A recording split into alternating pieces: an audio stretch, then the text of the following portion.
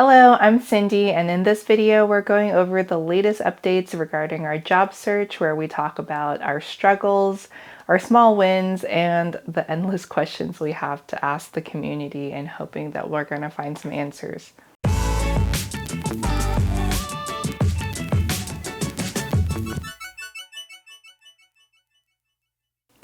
First up to bat, we'll be talking about how my husband's job search has been. He's currently working as a software developer, and he is looking to transition to a site reliability engineer role.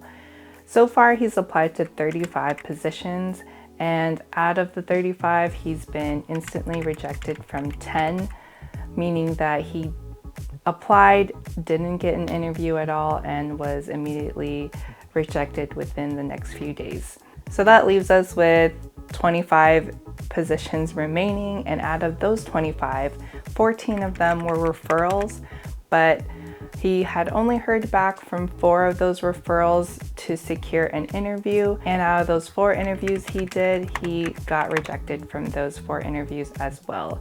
He was only lucky enough to get into the second rounds, which was the round with the hiring manager, but after that he didn't have any luck with progressing further. And the remaining interviews were 5 interviews that were from non-referrals, and some of them being direct contact with recruiters from companies that reached out to my husband on LinkedIn.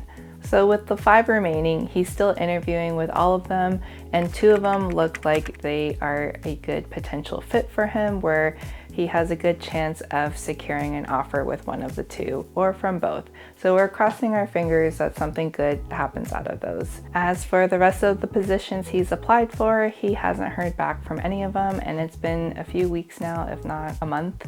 And some of them were even referrals from friends or friends of friends that we've had, and we're not really sure what's going on. It sounds like they're either really behind with the interview process, or there's just been a lot of applicants for these positions, or he's just been ghosted. We really don't know what's going on there, but we have been following up and there hasn't really been much luck there. With the interviews he has secured, what the process has been like is there's been about 4 to 5 rounds that he has to go through, and round 1 being the phone screening with the recruiter, round 2 is an interview with the hiring manager, round 3 is a technical interview, and round 4 is an interview with a team member, and round 5 is an interview with HR to see if there is a cultural fit.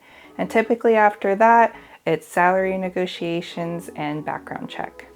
With this being a new role for my husband, it's been a bit of a challenge for him to go through these interview rounds. He's currently working as a senior software developer, but he's not feeling 100% sure that he can secure a senior role as an SRE.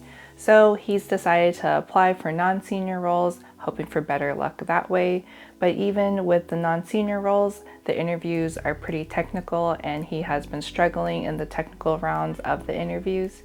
On top of that, with these roles, he's been looking at a $40,000 to $80,000 pay cut from his current salary, which is a bit frustrating for us to hear, but we feel like the ball isn't in our court and the companies have the upper hand, so we don't really have a choice but to accept those terms. Some of the positive things we've learned from my husband's job search has been that referrals really goes a long ways. We didn't have as much of a fast response with all of the referrals that we received this time around, but we figured with the current situation where there's been a lot of tech layoffs and a large number of applicants per role, we figured it would be more challenging this time. But hey, we really were in a desperate situation, and even if the referral was distant, let's say a friend of a friend or a very distant acquaintance, we still reached out to them and asked them if they could be so kind to refer us to a position, and all we really had to lose was them saying no. And honestly, all the times that we've asked for referrals, we've gotten all but yeses. One example I can give you is there was an acquaintance that I only met her once, and I worked with her on a very big project that had thousands of us working on it. And I remember just saying hi to her this one time and connecting with her on LinkedIn. And I saw that she was working at a company that my husband was interested in for a role. I took the chance and reached out to her, and also reached out to another acquaintance that I knew worked at the same company, where he added me because he met me at a conference. And I took my chances and reached out to both of them, thinking that the guy from the conference was going to get back to me, but it ended up being that really distant acquaintance that I had a short conversation with once, and she was more than happy to refer my husband for a position. So my point there is, no matter how distant the relationship is, it's still worth taking a shot and reaching out to that connection, because the worst thing they can do is say no or ignore you, but at least you took a chance. Something else that my husband did was setting his LinkedIn status to open to work. And once he did that, recruiters were reaching out to him, a lot of them being third-party recruiters, but there was still a significant amount of direct recruiters from the company that reached out to him. And 2 of those direct recruiters ended up being interview rounds that he's still going through right now. So it was definitely worth it for him to change his status on LinkedIn. And lastly, part of his layoff package was his company provided him with outplacement services. That meant that he was able to get in touch immediately with a career coach that helped him with his resume, as well as interviewing strategies and helping him to figure out what to say and what not to say in his various interview rounds. And he has found this very beneficial for himself, because it's been great to kind of bounce ideas and talk strategy with his career coach to figure out what's the best foot forward on his next round of interviews. I also forgot to mention that one of the services that my husband takes advantage of from his free outplacement services from his company is the free Udemy courses that he gets. He has the Udemy subscription up to 2 weeks after his last day of employment with his current employer, so he is taking full advantage of that and brushing up on his coding skills and other topics such as Kubernetes, so that he is ready for these upcoming interviews when it comes to the technical rounds. Now we're going to talk about me and my job search journey.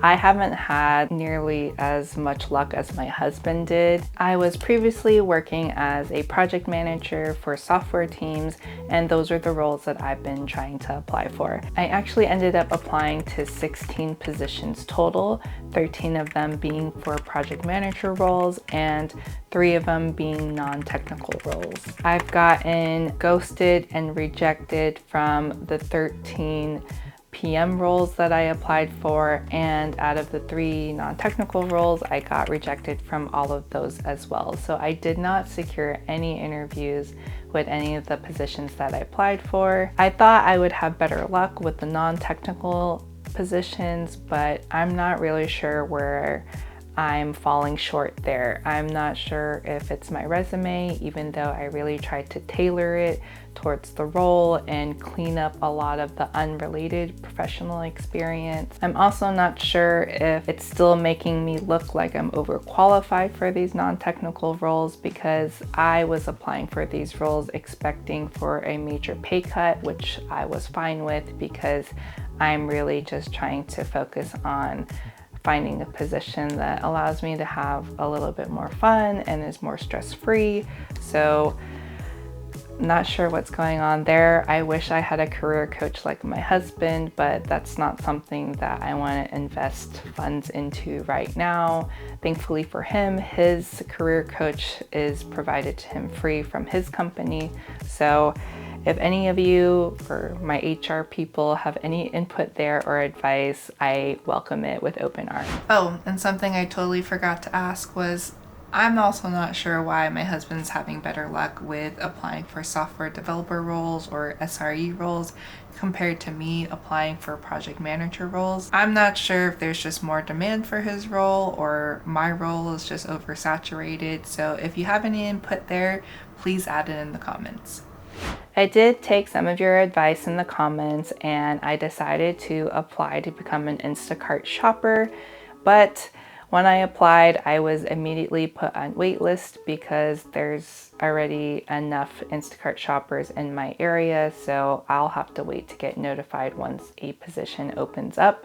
So hopefully that changes in the near future. But for now, I'm focusing on starting my small business and I've made some progress there. So the good news is that I've already secured an LLC as well as gotten my business license through the county, and I've already opened up a business account so that I could separate and organize my business transactions.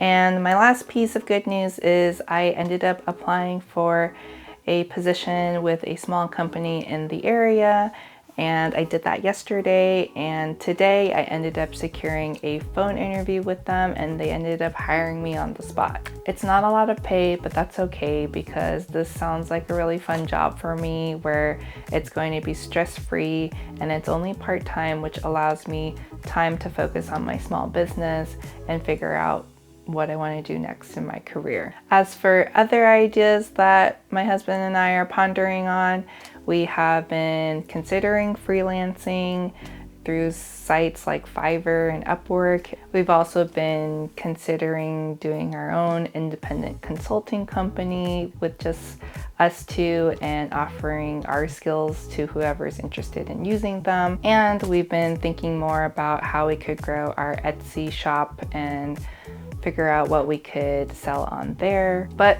we haven't given it too much thought on the Etsy front. So we'll see if that leads to anything or we make more progress on those things in the future. But for now, that's all we got for this video. We hope that this video was helpful for you. And if it was, make sure to give it a thumbs up. And we thank you so much for watching and supporting the channel. So if you're not subscribed already, make sure to subscribe and catch our future videos.